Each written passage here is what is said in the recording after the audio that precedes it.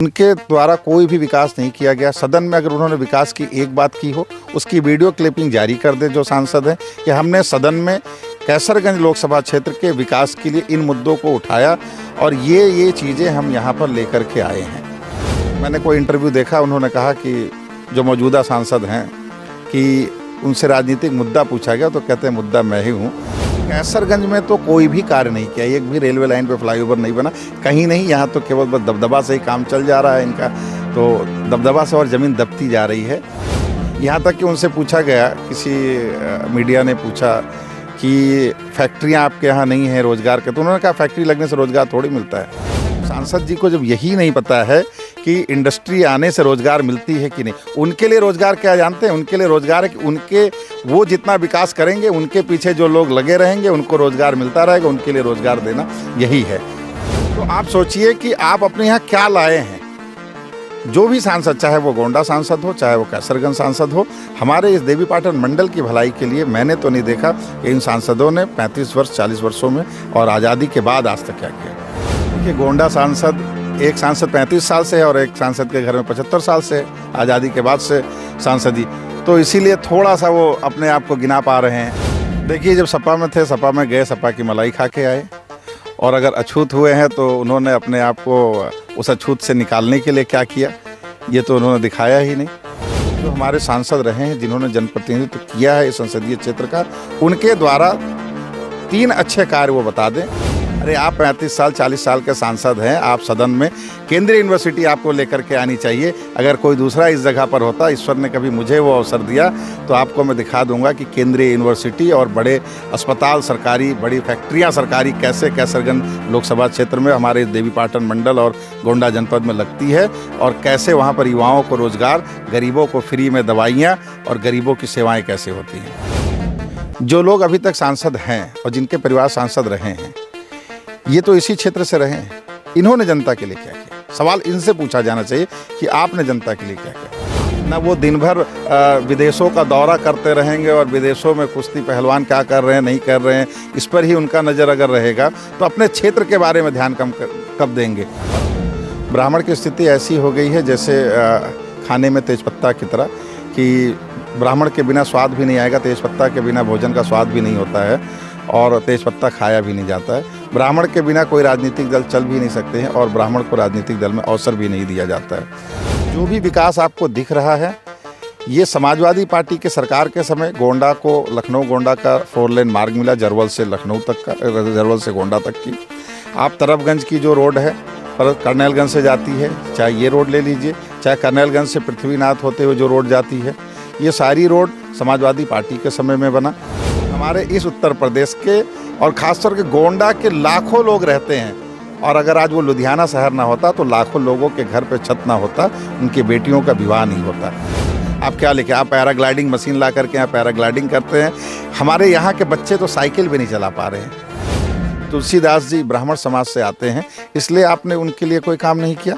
यही अगर उनकी जाति बदल गई होती तो शायद आप ज़्यादा मजबूती से काम करते। लेकिन अगर भारतीय जनता पार्टी बृजभूषण शरण सिंह जी का टिकट काटती है और पुनः उनके ही परिवार में टिकट देती है, तो जिस परिवारवाद के खिलाफ मोदी जी नारा बुलंद किए हुए हैं वो सब झूठा है। और आप विकास की बात कर रहे हैं, आप फॉरेन से केवल अपने और अपने परिवार के लिए ज्ञान लेके आए कि कैसे डेमोक्रेसी को ख़त्म करके, कैसे लोकतंत्र को ख़त्म करके फिर से मोनार्की और राजशाही स्थापित करें, और उसी राजशाही के स्थापित करने के पीछे दोनों सांसद पड़े हुए हैं। नमस्कार, आप लोग देख रहे हैं गोंडा पब्लिक पोस्ट। मैं हूं शिवानंद मिश्रा। कटरा विधानसभा क्षेत्र की बात करें या फिर गोंडा जनपद की बात करें, यहां से एक बड़ा नाम विनोद कुमार शुक्ला, चूँकि विनोद कुमार शुक्ला को लगभग गोंडा जिले के सारे लोग जानते हैं, क्योंकि यह समाज सेवा से लगातार जुड़े रहे हैं और भारतीय जनता पार्टी में थे। ऐन चुनाव के समय भारतीय जनता पार्टी से टिकट की मांग कर रहे थे। पिछले चुनाव में जब इन्होंने टिकट की मांग की, टिकट नहीं मिला, इसके बाद भी इन्होंने भाजपा के प्रत्याशी का समर्थन किया और भाजपा चुनाव जीती भी। दोबारा से इन्होंने मांग की, लेकिन इनको टिकट नहीं मिला, तो इसके बाद यह अपने लोगों के कहने पर, इनके जो समर्थक थे उन्होंने इनसे चुनाव लड़ने की बात कही। उनके कहने पर इन्होंने बसपा की सदस्यता लेकर बसपा के टिकट पर कटरा विधानसभा क्षेत्र से चुनाव लड़ा और काफ़ी सारे मत भी इनको हासिल हुए। बसपा की स्थिति क्या है प्रदेश में, किसी से छुपा हुआ नहीं है, लेकिन लगभग 20,000 से ज़्यादा मत इनको प्राप्त हुए, इनके व्यक्तिगत वोट थे।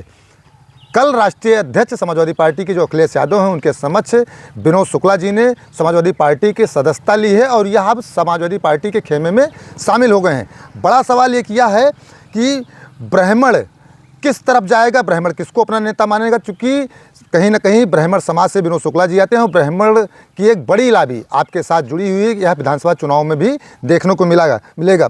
सबसे पहले तो विनोद शुक्ला जी हमारे साथ, इनसे हम बातचीत करेंगे क्या सोच कर इन्होंने समाजवादी पार्टी की सदस्यता ली है। विनोद जी, आपने कल समाजवादी पार्टी की सदस्यता ली, क्या आपके मन में आया? बसपा में आप गए, भाजपा में आप रहे, फिर सपा का दामन आपने क्यों थामा? सबसे पहले धन्यवाद श्रीनिवासन जी, आपने मुझ जैसे एक कार्यकर्ता को यह समझा कि समाज के लिए मैं लड़ रहा हूं। और जैसा कि आप जानते हैं, मैं भारतीय जनता पार्टी का कई वर्षों से कहें, जब से राजनीति रूप से अपने जीवन को शुरू किया तब से भारतीय जनता पार्टी का मैं कार्यकर्ता रहा। और ऐन समय में 2017 में भी टिकट नहीं मिला, फिर 2022 में भी आश्वासन के बावजूद टिकट नहीं मिला। तो ये महसूस हुआ कि भारतीय जनता पार्टी को अब केवल और केवल उन्हीं व्यक्तियों की ज़रूरत है जो पदों पे हैं, जो अपने परिवार, जिनके परिवार सांसद विधायक रहे हैं, उन्हीं को टिकट मिलेगा।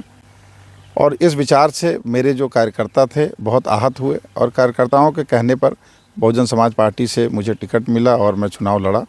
और मेरे कार्यकर्ता मेरे साथ रहे, मेरे सहयोगी मेरे साथ रहे, वही मेरी ताकत है। और उन्हीं के बल पर मैं राजनीति में, इस गोंडा ज़िला में जिस तरह से सामंतवाद है और मैं अभी बचा हूँ, वो मेरे कार्यकर्ता, मेरे समर्थक, मेरे सहयोगी, उनके बदौलत ही है। और चूँकि बहुजन समाज पार्टी से मुझे सम्मान बहन जी ने दिया, ऐसा नहीं है, लेकिन धीरे धीरे जो बहुजन समाजवादी पार्टी का जो जन समर्थन है, वो किस कारण से बहन जी अपने आप को शिथिल कर ली हैं और उसका समर्थन जाता रहा। समाज में राजनीतिक दल का अर्थ होता है जो समाज के लिए लड़ रहा हो, चाहे वो सत्ता में हो चाहे विपक्ष में हो। जब व्यक्ति विपक्ष में होती है तो उसकी जिम्मेदारी और ज़्यादा हो जाती है, क्योंकि सत्ता हमेशा निरंकुश होता है और निरंकुश सत्ता को अंकुश में रखने के लिए एक मजबूत विपक्ष की आवश्यकता होती है। और उस मजबूत विपक्ष में कहीं ना कहीं बहुजन समाज पार्टी फेल हो रही थी और अखिलेश जी लगातार संघर्ष कर रहे थे। उनके संघर्षों को देखकर, और जब वो सरकार में थे तो उन्होंने जो कार्य किए थे उससे प्रभावित होकर के मैं समाजवादी पार्टी ज्वाइन कर रहा हूँ। कल ज्वाइन किया हूँ राष्ट्रीय अध्यक्ष जी के समक्ष, और तन मन धन से समाजवादी पार्टी और मेरे इस देवीपाटन मंडल और गोंडा जनपद, कटरा बाजार विधानसभा, यूँ इस जनपद में आने वाले सभी विधानसभाओं में मैं समाजवादी पार्टी के लिए कार्य करूंगा और समाजवादी पार्टी को और मजबूती प्रदान करने का काम करूंगा। जिस प्रकार से देखा जा रहा है कि समाजवादी पार्टी विपक्ष में तो है, लेकिन लगातार जो मुद्दे उठाने चाहिए वो मुद्दे नहीं उठ रहे हैं। आपके आने से क्या जो गोंडा के जनता के आम मुद्दे हैं, यह आवाज़ उठेगी और इस पर भी कार्य होगा? देखिए, गोंडा की जो मुद्दे हैं, गोंडा में जो गरीबों के, किसानों के साथ जो शोषण हो रहा है, युवाओं के साथ जो शोषण आज से नहीं हो रहा है। गोंडा में अगर आप देखिए तो यहाँ के अस्पतालों की स्थितियाँ क्या है आपसे छुपी नहीं है। गोंडा में रोज़गार का कोई साधन नहीं है। गोंडा के गरीबों के लिए चलने वाली, कहते थे कि मेमो ट्रेन चलेंगे, मेमो की जगह पैसेंजर ट्रेन भी बंद हो गई है। गोंडा के अस्पताल में चले जाइए, 11 महीने से यहाँ MRI और CT स्कैन की मशीन काम नहीं कर रही है। तो गोंडा की जनता की आवाज़ के लिए, चाहे वो किसी भी जाति का हो, किसी भी धर्म का हो, किसी भी क्षेत्र का हो, हमारे इस गोंडा और देवीपाटन मंडल के लोगों के लिए मैं आवाज़ बन करके लड़ता रहा हूं और लड़ता रहूंगा। क्योंकि आपकी विधानसभा क्षेत्र जो है कटरा बाजार, यह कैसरगंज लोकसभा क्षेत्र में आता है, तो पहले हम कैसरगंज की ही बात कर लें। कैसरगंज में क्या मानते हैं, कितना विकास हुआ है या किन मामलों पर काम नहीं हो पाया है, होना चाहिए था? देखिए, कैसरगंज में पिछले 35 वर्ष में जो व्यक्ति यहाँ से सांसद का प्रतिनिधित्व किए हैं या अलग अलग समय में जो लोग प्रतिनिधित्व किए हैं, क्या विकास किए हैं, आप भी इसी जनपद के रहने वाले हैं, उनके द्वारा कोई भी विकास नहीं किया गया। सदन में अगर उन्होंने विकास की एक बात की हो, उसकी वीडियो क्लिपिंग जारी कर दे जो सांसद हैं कि हमने सदन में कैसरगंज लोकसभा क्षेत्र के विकास के लिए इन मुद्दों को उठाया और ये चीज़ें हम यहाँ पर लेकर के आए हैं।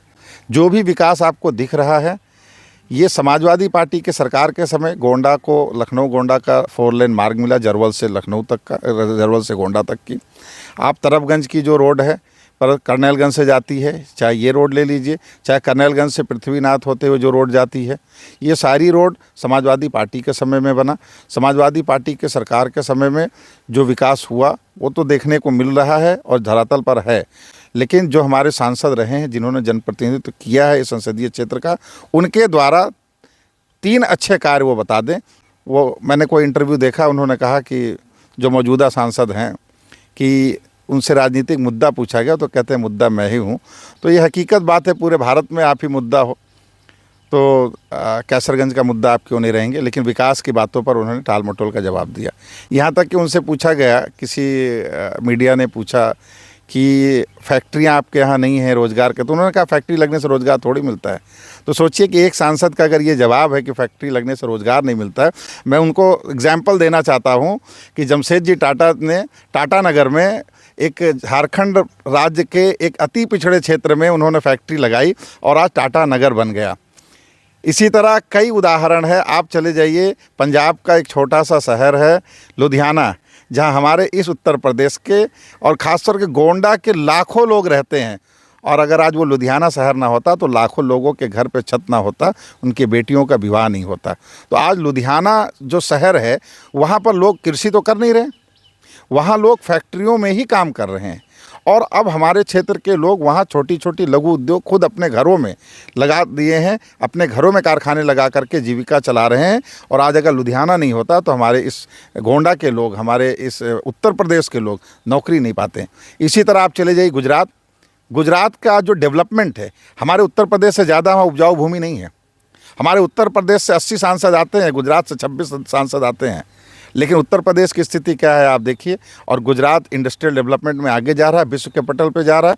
तो सांसद जी को जब यही नहीं पता है कि इंडस्ट्री आने से रोज़गार मिलती है कि नहीं, उनके लिए रोज़गार क्या जानते हैं? उनके लिए रोज़गार है कि उनके वो जितना विकास करेंगे, उनके पीछे जो लोग लगे रहेंगे, उनको रोज़गार मिलता रहेगा। उनके लिए रोज़गार देना यही है। वो एक इंडस्ट्री लगा करके, एक सरकारी यहाँ अगर इंडस्ट्री आ जाती, आप सोचिए कि सरयू नदी है हमारे यहाँ, जल की पूरी संसाधन है, उसके बावजूद हमारे यहाँ एनटीपीसी नहीं आई। इनके सांसद रहते एनटीपीसी टांडा में चली गई, अंबेडकर नगर में। तो आप सोचिए कि आप अपने यहाँ क्या लाए हैं। जो भी सांसद, चाहे वो गोंडा सांसद हो, चाहे वो कैसरगंज सांसद हो, हमारे इस देवीपाटन मंडल की भलाई के लिए मैंने तो नहीं देखा कि इन सांसदों ने 35 वर्ष 40 वर्षों में और आज़ादी के बाद आज तक क्या किया। बिल्कुल, आपने ये बात सही कही कि कैसरगंज सांसद ने खुद, हमारे ही कैमरे पर हम सारे पत्रकार लोग थे, उनसे मुद्दा पूछा गया था कैसरगंज का, तो उन्होंने कहा था कैसरगंज का मुद्दा होगा बृजभूषण सिंह। बृजभूषण सिंह अपने आप को खुद एक मुद्दा मान रहे हैं। और एक चीज़ और, उन्होंने एक जनसभा, जब पहली बार उन्होंने दोबारा सपा से वो भाजपा में आए, तो उन्होंने कहा था सपा में हम अछूत हो गए हैं, मोदी जी जीत जाएंगे, हम सांसद बन जाएंगे, मोदी जी प्रधानमंत्री बन जाएंगे, तो यह अछूत जो है हट जाएगा। सपा में जाने से लोग अछूत हो जाते हैं। देखिए, जब सपा में थे, सपा में गए, सपा की मलाई खा के आए। और अगर अछूत हुए हैं तो उन्होंने अपने आप को उस अछूत से निकालने के लिए क्या किया, ये तो उन्होंने दिखाया ही नहीं। तो उनको जहाँ मलाई मिलती है वो उस तरफ जाते हैं।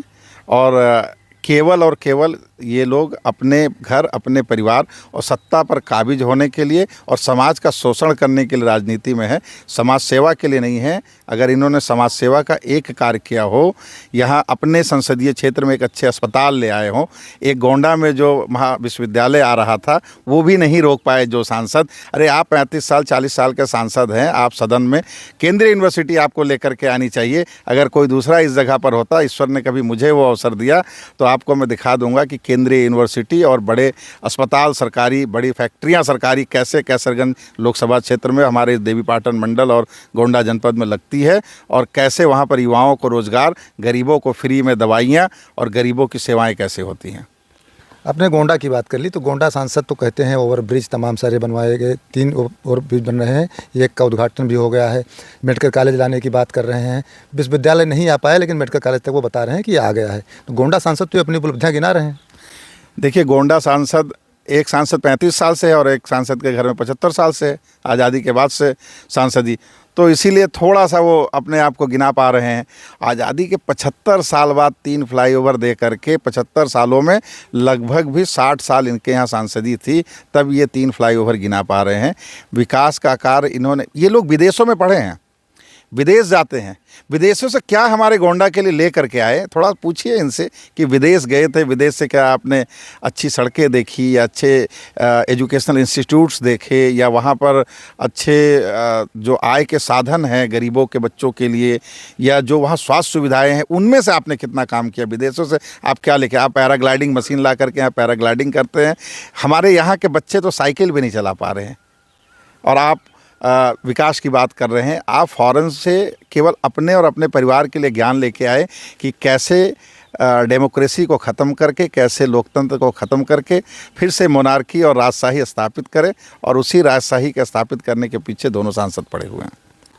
आपके कैसरगंज क्षेत्र से आप आते हैं, कैसरगंज क्षेत्र का मुख्य मुद्दा क्या है, जनता की ज़रूरतें क्या है जिस पर काम नहीं हो पाया है? आपको क्या लगता है कौन कौन से वो मुद्दे हैं जिन पर काम होना चाहिए, जनता का भला जिससे हो? देखिए, कैसरगंज संसदीय क्षेत्र में सांसद जी अपने घर के बगल में एक पुल बनवाए, ढेमुआ घाट का पुल, और वो बह गया। तो आप सोच सकते हैं कि विकास पर कितना उनका तवज्जो है। यहाँ केवल और केवल पैसों की, सरकारी पैसों की बंदरबाट चल रही है। विकास के नाम पर पैसे जेब में डाले जा रहे हैं। अगर ईडी सीबीआई का रेड पड़ना हो तो सबसे पहले भारतीय जनता पार्टी के उनके सांसदों के घर में मिल पड़े, जहाँ से उनको पता चल जाए। सबको पता है कि 30 बस 35 बस पहले इनकी आर्थिक स्थिति क्या है और कौन सी फैक्ट्री इन्होंने खोली, कौन सा व्यवसाय इन्होंने चालू किया, जो व्यवसाय भारत में सब जगह लोग जानते हों कि इन्होंने ऐसा व्यवसाय शुरू किया जिससे लाखों करोड़ों अरबों रुपए इनके आ रहे हैं। जो आदमी मोटरसाइकिल से चलता था वो हेलीकॉप्टर से चलने लगा। हेलीकॉप्टर की कीमत कहाँ से आती है, ये भारतीय जनता पार्टी को सबसे पहले अपने सांसदों के यहाँ ईडी सीबीआई भेज करके जानकारी लेनी चाहिए। और रहा विकास का बात, हमारे इस कैसरगंज लोकसभा क्षेत्र से सरयू नदी बहती है, माँ सरयू, जो हमारे लिए बहुत पावन है।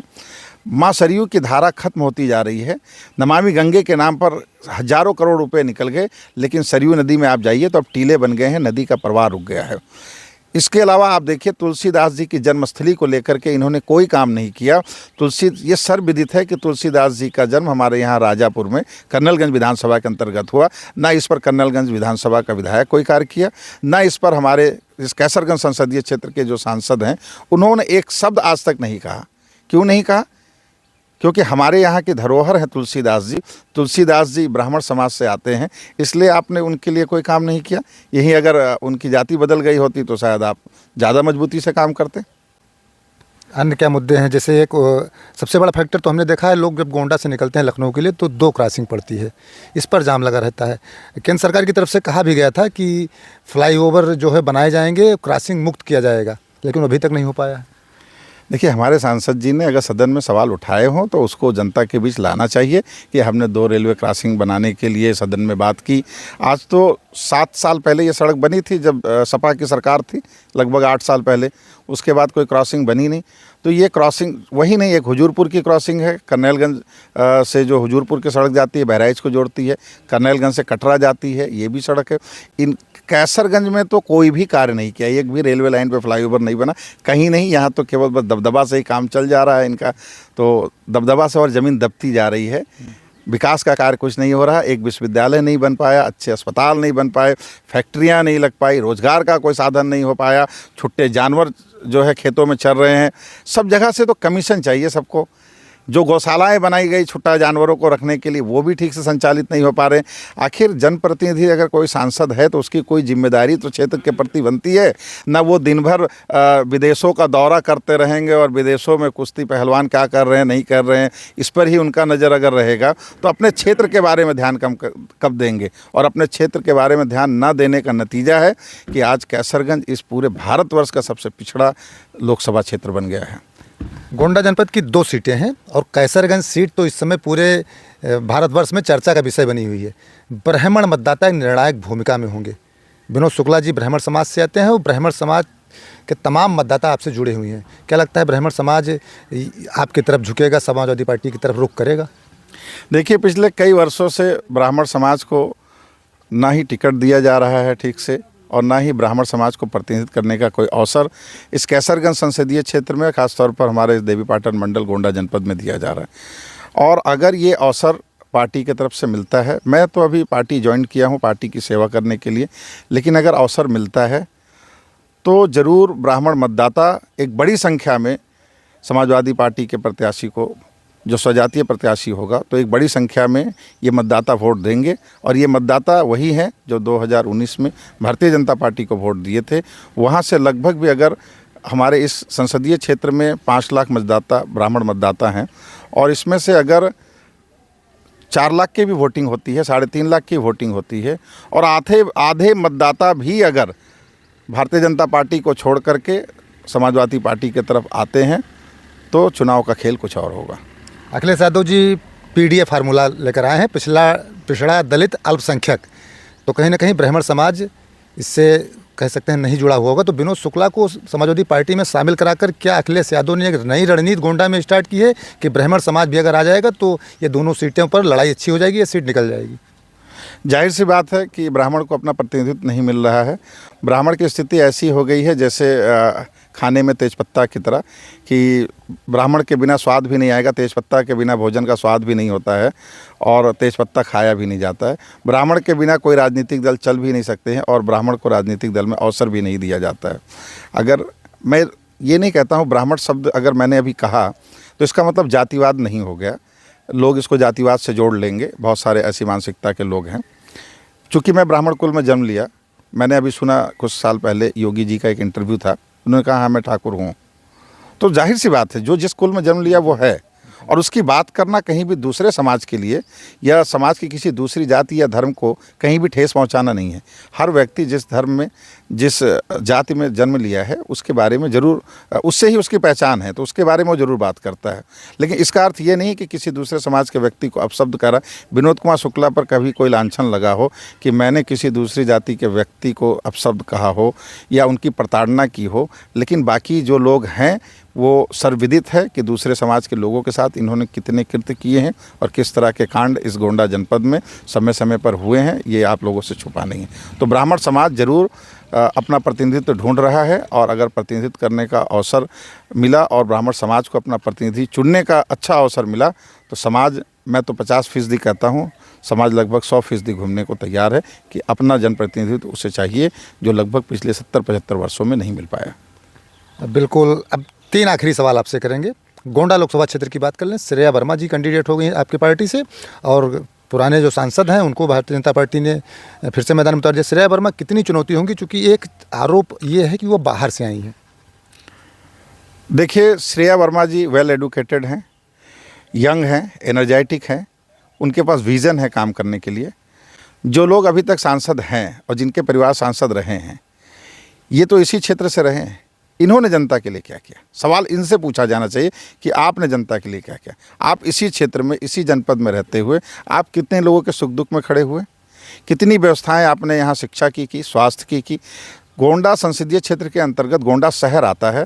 गोंडा शहर की जल निकासी की समस्या देख लीजिए, गोंडा शहर की लाइटिंग की समस्याएं देख लीजिए, गोंडा शहर गोंडा जनपद की स्वास्थ्य सुविधाएं आप देख लीजिए।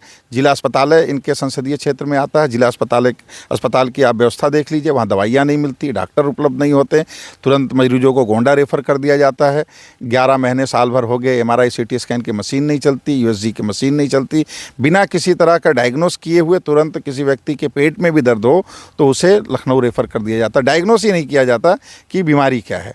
तो श्रेया वर्मा जी एडुकेटेड हैं, विदेशों में भी उन्होंने एजुकेशन लिया है, भारतवर्ष के भी विभिन्न स्थानों पर अच्छे कॉलेजों में पढ़ाई की है और वो एजुकेशन को लेकर, ख़ासतौर पर महिलाओं की सुरक्षा को लेकर, बेटियों की सुरक्षा को लेकर के, बेटियों के एजुकेशन के लेकर और गोंडा की बेटियां अपने पैरों पर खड़ी हो, इसको लेकर उनके पास विज़न है।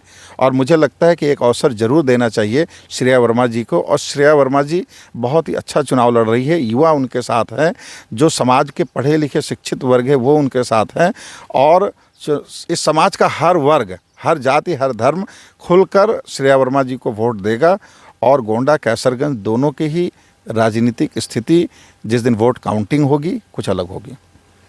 कैसरगंज सांसद पर बड़ा आरोप लगा, चर्चा में रहा। कैसरगंज सीट जो है यहाँ के सांसद पूरे दुनिया में चर्चा में रहे, पहलवानों ने आरोप लगाया। दिल्ली पुलिस ने FIR दर्ज की, चार्जशीट भी फाइल कर दी है। अभी भारतीय जनता पार्टी ने टिकट भी क्लियर नहीं किया, चर्चाएँ चल रही कि उनके परिवार को टिकट दिया जाएगा। ये मुद्दा, ये फैक्टर क्या कैसरगंज में काम करेगा जो सांसद जी पर आरोप लगे? देखिए, आरोप के बारे में तो जांच चल रही है, उसके बारे में मैं कुछ नहीं कह सकता, लेकिन भारतीय जनता पार्टी किसको टिकट देती है नहीं देती इसके बारे में कुछ नहीं कहूँगा, लेकिन अगर भारतीय जनता पार्टी बृजभूषण शरण सिंह जी का टिकट काटती है और पुनः उनके ही परिवार में टिकट देती है, तो जिस परिवारवाद के खिलाफ मोदी जी नारा बुलंद किए हुए हैं वो सब झूठा है। मैं बार बार कहता हूं कि इस गोंडा जनपद में ये परिवारवाद का जो मुद्दा ये उठाते हैं, दूसरी पार्टियों पर जो आरोप लगाते हैं, वो ये खुद परिवारवाद को बढ़ावा देते हैं। और अगर भारतीय जनता पार्टी श्री बृजभूषण शरण सिंह जी का टिकट काट रही है ये उनका विषय है, लेकिन अगर उनको हटा रही है तो दूसरे कार्यकर्ता को अवसर दे। दूसरे कार्यकर्ता हैं वो भी पार्टी में किसी महत्वाकांक्षा से ही चुनाव राजनीति में हैं, उनको अवसर दे। एक दूसरे को भी सेवा करने का अवसर दे कि 35 वर्ष तक इनको अवसर दिया, इनके परिवार के लोगों को अवसर दिया, ऐसा नहीं है।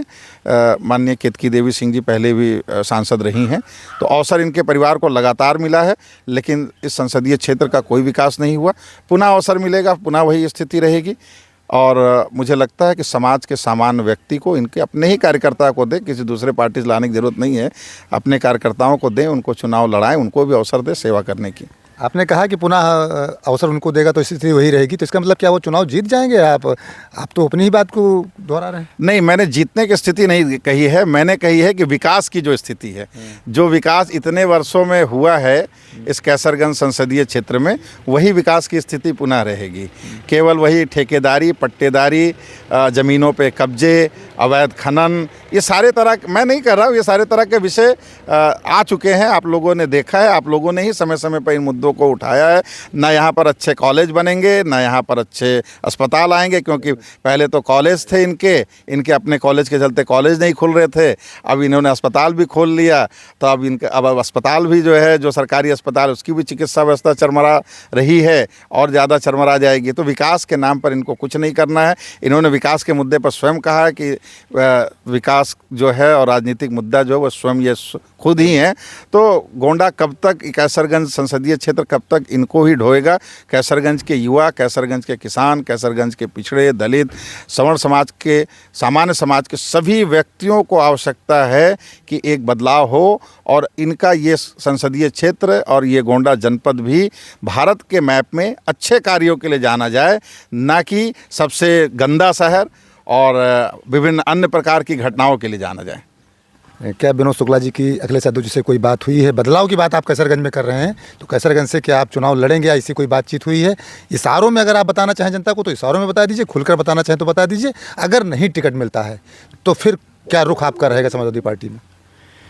देखिए, राजनीति में हर व्यक्ति महत्वाकांक्षा लेकर आता है और एक सेवा के भाव से ही राजनीति में हूँ।